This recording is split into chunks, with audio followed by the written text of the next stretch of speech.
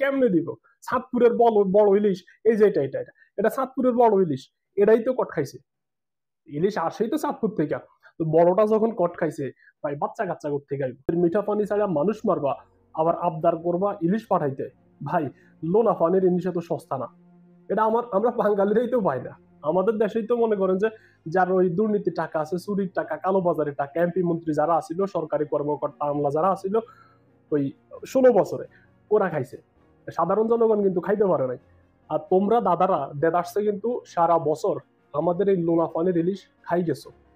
তোমরা বর্ষাকাল হইলে পানি ছায়া আমাদেরকে পানি দিয়ে মারবা, আবার যখন গ্রীষ্মকাল আসবে তখন তোমরা পানি বন্ধ করিয়া আমাদেরকে দুর্ভিক্ষ দিবা, খরা দিবা। আর তোমাদের পূজার মধ্যে তোমরা চাইতেছ আমার দেশের ইলিশ না। ইলিশ দেওয়া যাবে, তবে শর্ত আছে।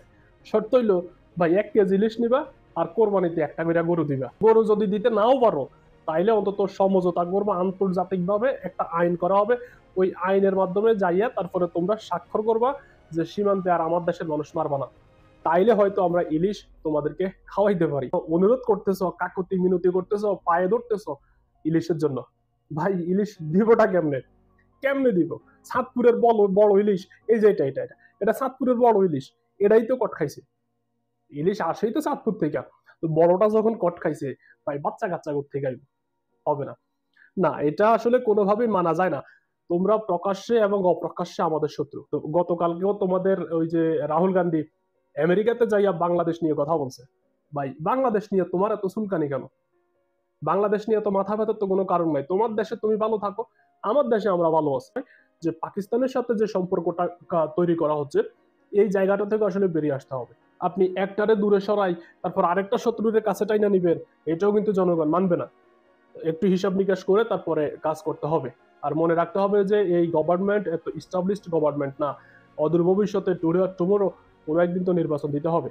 তো নির্বাচন দিলে তারপরে একটা গণতান্ত্রিক সরকার আসবে, একটা নির্বাচিত সরকার আসবে। এরপরে তারা সিদ্ধান্ত নিবে যে কি করা হয়। এবং তারা যদি কোনো ধরনের স্বৈরাচারী করে, কোনো ধরনের 2 নাম্বারই করে, চুরি বাটফারি এগুলা করে, তাহলে তাদেরকেও কিন্তু প্রতিহত করা হবে। কারণ ছাত্রছাত্রীরা কিন্তু প্রতিহত করতে জানে। বাংলার মানুষ তারা কিন্তু আর আসলে ঘরে বসে থাকে না। দেখেন নাই 16 বছর ক্ষমতায় থাকার পরে সারা বাংলার মানুষ যখন একত্রিত হয়েছে, তখন কিন্তু পালাইতে বাধ্য হয়েছে।